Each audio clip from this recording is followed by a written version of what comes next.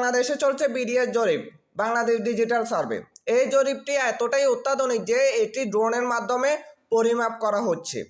অর্থাৎ এখানে হাতে কলমের কোনো স্পর্শ নাই, এখানে ড্রোনের মাধ্যমে আপনার সরজমিনটি পরিমাপ করা হবে।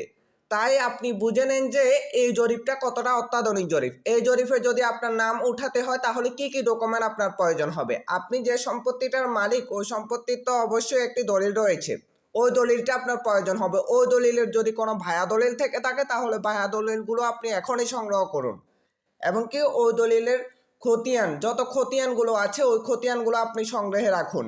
মালিকানা প্রমাণের জন্য যত দলিল এবং খতিয়ান প্রয়োজন ওগুলো সবগুলো সংগ্রহ করুন।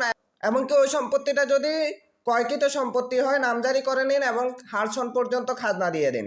জমির সীমানা আইল নিয়ে যদি কোনো বিরোধ থাকে তাহলে অবশ্যই এখন নিষ্পত্তি করে নিন, কারণ হচ্ছে এখনই উপযুক্ত সময়, মাঠঘাট সবগুলো এখন ফাঁকা রয়েছে।